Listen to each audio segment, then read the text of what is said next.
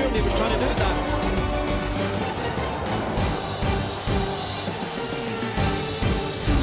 Hello and welcome to the F1 Weekend Debrief. Rob Smedley's in Hanoi taking a look at the new circuit, so Jolyon Palmer's back with us. Hello again. Hi there. Right, I'll see you in mission control. Okay.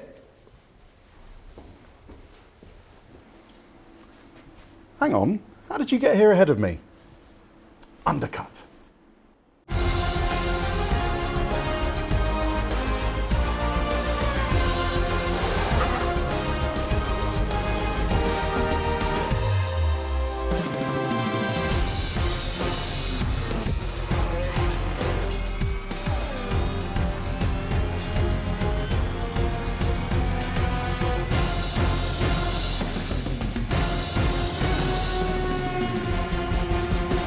Yes, it was a game of cat and mouse in the Lion City as Ferrari triumphed with a 1-2, the first constructor, Jolyon, to actually achieve a 1-2 finish in Singapore, but not in the order that anyone had predicted. It was Vettel first, Leclerc second. And before we get on to how that happened, it seems that Ferrari at last are finally in this World Championship. Well, it might have come a little bit late, but we expected them to be really quick in Belgium and Italy. Not here. So they brought some upgrades. They worked really well.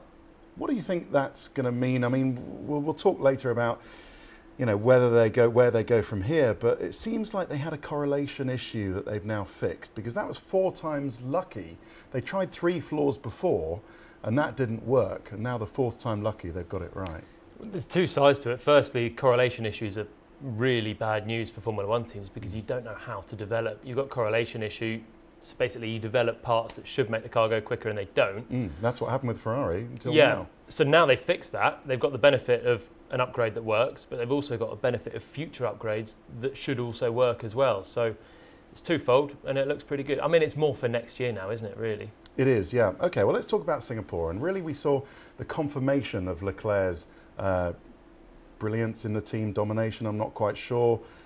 It was a difficult one because, you know, Spa and Monza are one thing, but then on Saturday, he really put Vettel away at a circuit where Vettel is very good. It was really strong, yeah. And we were thinking before this could be Vettel's chance to really stamp his authority back again.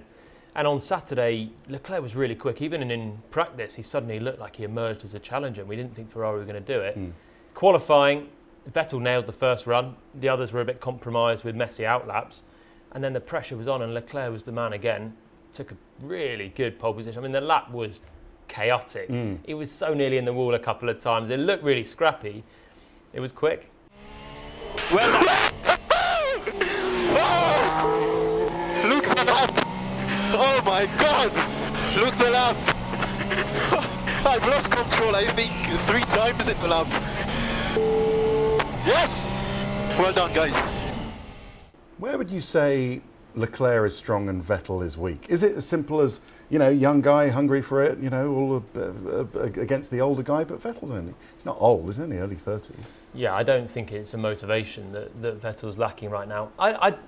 Is Vettel weak or is Leclerc just coming in and raising the bar? Okay. I mean, he's had this situation, Vettel, where he's been alongside Kimi Raikkonen for a number of years. It was quite easy for him in many ways. I mean, Kimi was pushing, but Vettel was normally ahead. You think the level's sort of there, you're on the limit. Suddenly you get a new guy come into the team, the bar's raised. That's basically what looks like it's happened. Yeah, okay. All right, well, let's get into that strategy call that ultimately decided the race. And it was more or less exactly as we were leaving reception, because it was Charles Leclerc first, that was me. It was Lewis Hamilton quickly behind him, and then Sebastian Vettel third. And they pitted Sebastian on lap 19. Here we go, we can see it here. Verstappen pits at the same time. And then what? How did all this shake out? Well, the next lap was critical, basically. Vettel here is putting in some rapid sector times on his outlap. He's got new tyres and he's absolutely making the most of it. Nice clear air as well, look. Meanwhile, Leclerc's out front, still just managing the pace with Hamilton just behind. Leclerc finally comes in. He's got no idea that Vettel's pitted as well, which is something else to add into the mix. But basically, it's a huge undercut. And Vettel's coming through. He found about 4 seconds on one lap. Because he's so slow, the pit lane speed limit, only 60 kph. And Leclerc loses all that time, and you can just see him. And he would have been very surprised, I imagine, Leclerc, to see Vettel there. As I think Ferrari as a team were surprised. Did they just underestimate how quick Vettel would be on that outlap in those green sectors? I think they did. I mean, 4 seconds pretty much. He was 3.5 seconds behind Leclerc. He emerged about half a second ahead. That's huge for one lap. And I don't think they would have expected it to be that big. But they should probably have given Leclerc a message to say Sebastian's pitted. And when they see that he's going really, really quickly, give him a bit of a hurry up, because I'm sure that Charles could have responded at some point. Okay, because there were some suspicions out there amongst the cynical of us, that, this is Ferrari knowing that Sebastian's been hurting since Monza and wanting to give him a bit of a gift is a wrong word, an opportunity maybe for a win. But can you arrange it like that within a team? I don't buy it. If they did arrange it, it was genius because it worked. I don't buy it really that was all to help Sebastian. In the end, they could have switched the places around. Yeah. They didn't. That helped Sebastian. And I do think for the team, that result was absolutely perfect, having Vettel winning from Leclerc. It's a 1-2, but they've given the driver that needed a big boost, the big boost. So it's very convenient, but I don't think they can have planned it. There's too much that could have gone wrong. Yeah, well, the guy who did plan it, Iñaki Rueda, the Spanish strategist of the team, was the team member who actually joined Sebastian and Charles on the podium, which I thought was ironic for Charles. It's like, yeah, well done, Charles. Sorry about that. Sebastian won, and we put the guy who made Sebastian won on the podium with you to celebrate. A bit awkward, isn't it? It's so awkward. Tough when there's a strategy for the win of a race that decides it more than anything else. And in Singapore, there was no overtaking in the front. They couldn't get close enough. They're all on exactly the same strategy. So that won the Grand Prix, which is a bit of an awkward one because, in theory, Leclerc taking pole position, leading from the start, managing the pace, did everything right. But the strategist meant that he didn't win it, basically. Yeah, well, talk about awkward. Listen to Charles Leclerc's team radio. We need to push as much as you can. Yeah, but what the hell? I mean, to be completely honest with you, I don't understand at all the undercut. But yeah, whatsoever, we'll discuss after the race. But Charles, that was the best things we could do. Head down, the race is long. Let's concentrate on the safety car. You're doing a super job. Watch your tires and head down. Yeah, my head is down and it will be down until the race. I just want to let you know my feeling. Yeah, Charles, understandably a bit miffed. I don't know, what does he have to do now? He can just be cool about this now. They're not really in the Drivers' Championship. He can just let it go, be cool about it, can't he? Yeah, he can. Will he? I don't know. He's young, hungry, felt he deserved the win, which it seems he kind of did. Yeah. But you're right, there's not a championship playing out for this. It's a win that helps his teammate, but I think he's got to hope that what goes around comes around. And now, as we say that Ferrari have seemingly found the sweet spot on their car, albeit in September, do you think we can look forward to Ferrari really challenging at the front? And do you think they've dropped Red Bull now? Do you think it's Mercedes and Ferrari just like that, or maybe even Ferrari slightly ahead on the evidence of Ferrari Singapore? have taken 3 poles in a row, 3 wins in a row, so it's different tracks as well. Yeah. Monza and Spa low downforce, Singapore street circuit. It bodes very well for them now. So have they dropped Red Bull? I thought Red Bull would be a bit closer, actually. I thought Verstappen might challenge. In the end, he got a podium, but never really threatened anything more. So it looks good for Ferrari, definitely. Yes, Sebastian, P1. Nice job. 1 and 2 for Ferrari. Awesome job. Well managed. Grazie ragazzi, grande gara. Forza Ferrari sempre. Grazie mille. Un saluto a Maranello, grazie per gli pezzi. Grazie. Che performance qui in Singapore. Grazie. Thank you guys, all of you. Well, Ferrari's pace is clearly giving Mercedes something to think about. And while Jolie and Mercedes said that they thought they underperformed slightly in qualifying, Hamilton was still on the front row of the grid. He still held second in the opening stint of the race. But then explain what they were doing with their strategy, why they didn't stop earlier. Making mistakes, basically. Mercedes could have won the race because Ferrari, on the face of it, the strategy looked great. They turned a 1-3 into a 1-2. They didn't nail it, and they actually left the door open for Mercedes to win this one if Hamilton had pitted the same lap as Vettel. But he didn't, so that was mistake number 1. Then mistake number 2, at that point he's behind both Ferraris, but they let Verstappen get ahead as well. Then they switched Hamilton onto a different strategy, basically going really long. and gave him tyre life at the end. But Singapore's a circuit that you can't really overtake on. So he had the tyre life, but he couldn't do anything with it. So sort of double whammy. It's a weird one, isn't it? Because unlike you on the stairs being quicker through the other corridor to get here, they were overcutting. And overcutting presumably only works when you're going to have young tyres or younger tyres with all that life towards the end of a Grand Prix, and you can overtake somebody on track. But Singapore, track position's king. Yeah, but Mercedes like this. They like going long, and they like forcing the rivals into pitting early. Then they can just be the aggressor for the rest of the race. It won the Hungarian Grand Prix, yep. Nearly won in Belgium, another lap or two. And in Monza, it could have won when Leclerc got argy-bargy to keep Lewis behind. Yep. So they like it. It's the way that they work. But interestingly, Hamilton, throughout the entire weekend, was saying, we need to undercut here. We need to be doing the undercut. That's king. And 4 seconds that Vettel made up on Leclerc, that's what they all could have done. But Mercedes basically tried to stick to what they know, and it didn't work. But yeah, they could have won this one. Yeah, Hamilton wasn't very impressed at the end of the race. You'll hear that later. But to protect Lewis Hamilton, there came the dreaded Valtteri, it's James radio message that neither driver ever wants to hear at Mercedes. Valtteri, it's James. Can you do 48.8, please? We gave you the first stop. That was 6. This isn't to go long, I guess, or? Yeah, 8 from Valtteri. I just need to make sure we can get these tyres far and work as a team. I'll pay it back to you.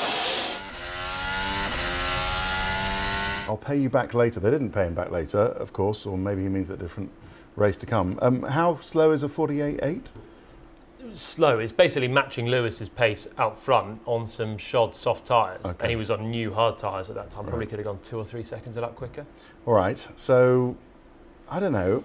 Do they not think Bottas is still in the championship if they're willing to take points off Bottas against Hamilton? Are we seeing now confirmation that Mercedes, it's Lewis for the championship, faced with a resurgent Ferrari? There's no one for the championship. There's a one-horse race for the championship right now. I think we all sort of know this, and there's no chance that Bottas beats Lewis now in a straight fight. This was simply to give Mercedes the best chance to win the race. And Valtteri had pitted. He was out behind Verstappen. Was he going to pass Verstappen with the same tyres? Probably the better chance was that Lewis goes longer, finds a bigger tyre advantage, and then has a chance to pass Verstappen. And he was the quicker Mercedes as well. So it was simply to give Mercedes the best chance of a win. Of winning the race. Okay, all right. But it was 4th and 5th in the end. And as we said a little bit earlier, something Lewis Hamilton wasn't particularly pleased about. Okay, well done, Lewis. Thanks for that, mate. That's P4. Sorry the gamble didn't pay off. That was a poor effort, man. That was not good. You don't go from 2nd to 4th. Yeah, copy that, Lewis. Not our finest day in the office. Ooh, ouchie. Lewis isn't particularly happy. He hasn't won a race since Budapest back in the summer. It's only 3 in a row, but for him this season, that's very bad. Yeah. But I think I can understand his pain of that race, because when you're in the car, you are purely relying on your engineers and strategists to do the job. It's very difficult to call your own pit stop. Lewis actually tried, and they ignored him. So you have to just trust. You make your point before the race. You say, we need to do the undercut here. This is going to work. You trust then that your colleagues are going to help you out on the pit wall. They didn't. He basically called it right. They called it wrong. The public dressing down is a bit harsh, maybe. I mean, if it's the other way around, Lewis damages his front wing in Austria. Is Pete Bonington going to get on the radio and say that's not acceptable? Bad day's work there. Yeah, no. So I think, sometimes it's better to do these things in public, but I can completely understand the frustration. Well, there are plenty of other stories to debrief from Singapore, but an interesting one I thought, Jolyon, concerned your old team Renault and Daniel Ricciardo, who was disqualified from the results of qualifying after his Renault hit a curb on the first run of Q1, and that caused a power spike in his MG UK, part of the hybrid system that actually harvests energy and then gives a boost back through the engine. It did give a little bit of extra power into the engine for a microsecond. The team said that it gave no discernible performance increase, but still they were penalised. What's your view on it? The performance increase would have been nothing, negligible. Negligible, yeah, that's what they said. But the rules are the rules. And it's in Q1 as well. And it was quite comfortable at that point for Ricciardo to get through. So, yeah, it made no difference, but you've got to stick to the rules. And it's one of those things, if you run the car half a kilo light in Q1, probably it doesn't make a massive difference either. And Ricciardo would still would get through either way. But you've got to stick to the rules in that way, and you've got to stick to the rules in terms of the power way as well, even if it's tiny. I mean, Ricciardo's point was that, okay, maybe make him start from wherever he finished Q1 from, because if you put someone at the back of the grid at Singapore, you are pretty much going to ruin their whole weekend. Yeah, it's tough, but that's the nature of the rules, really. And if you break them, then that's what you have to face the consequences. Yeah, okay. Well, it left him very frustrated going into the race, and let's just say he was well motivated on the starting grid. All right, mate, this is not where we belong, yeah? We're all off like that, so let's use our aggression positive way and them on.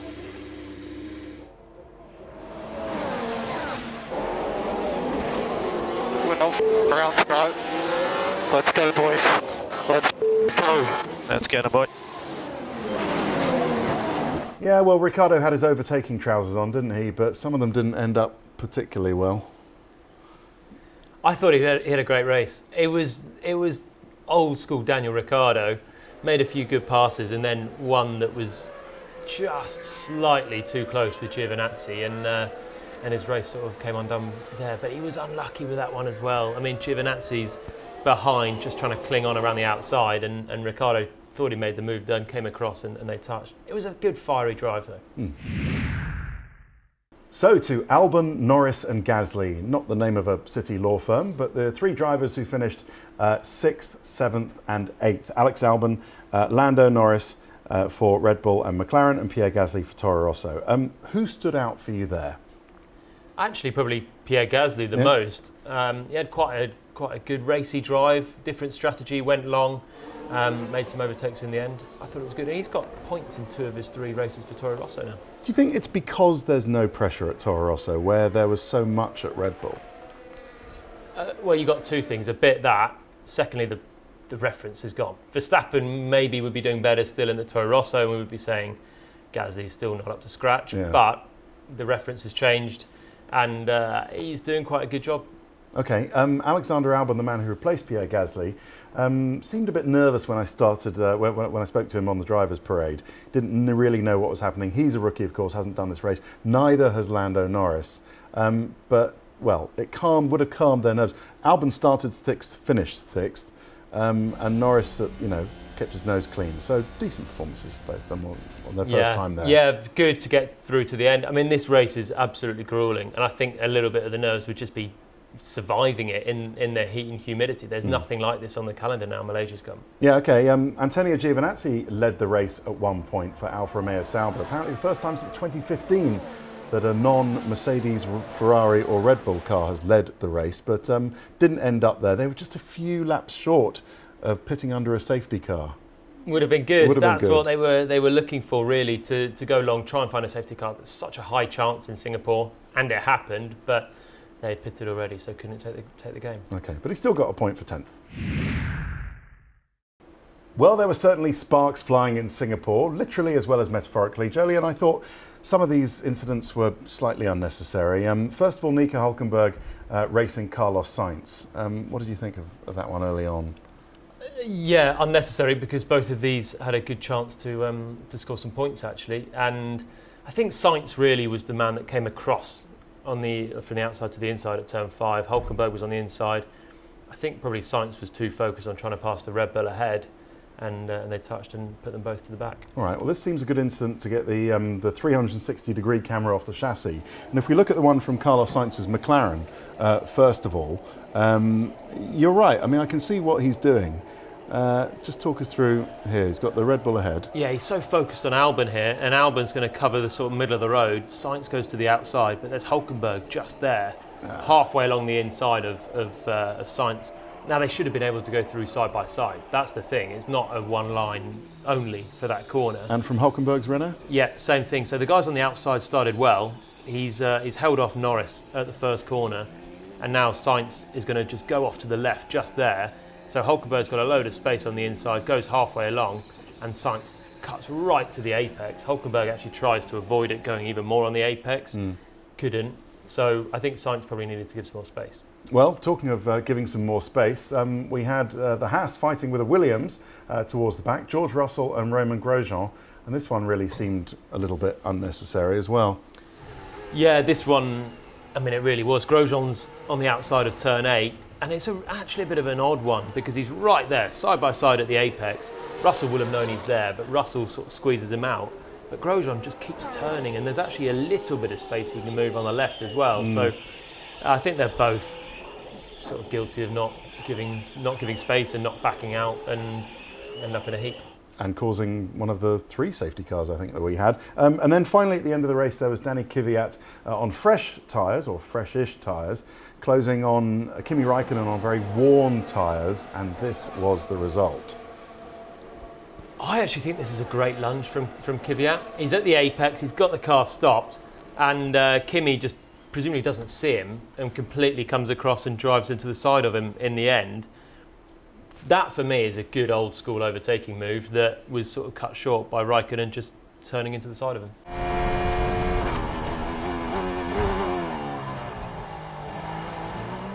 Come on, just turn on me. Unbelievable. Car damage, I think. We're out. Okay, copy. Full switch off procedure and come back in a bit. Okay, well, maybe we'll see fewer accidents in Russia, although on previous form, maybe not. We're here by the shores of the Black Sea and a very warm welcome for the Russian Grand Prix. There's a spinning Ferrari of Sebastian Vettel. I'm out! Crash!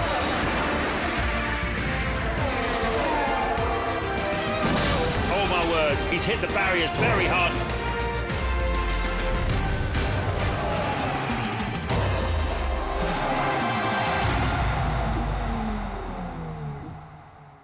So, Jolyon, what do you reckon? Ferrari again? Mercedes circuit, definitely in Russia, and they've always been pretty good at bouncing back from a tough result, so it's going to be close. Yeah, but you could argue they tried to bounce back in Singapore from a tough result in Spa and Monza and then didn't. Ferrari have got all the momentum. Yeah, but Germany was a tough result and they bounced back in Hungary. Yeah. That's the level of tough that we're talking. It's an engine circuit, but then Ferrari have got a good engine. Now they've got the downforce, anything's possible. But as you say, we've had 5 races at Sochi and Mercedes have won all 5 of them. This is going to be the one that's challenging them the most, I think. And the way that Ferrari are moving forward, I think they're going to be a big threat. It's really tough to call. Okay, well, it's the checkered flag from us. Jolyon Palmer, thank you very much for your insights. We will be back after the Russian Grand Prix. Will it be 4 for Ferrari, or will the Silver Arrows manage to strike back? See you after that Grand Prix. But for now, from all of us here, it's goodbye.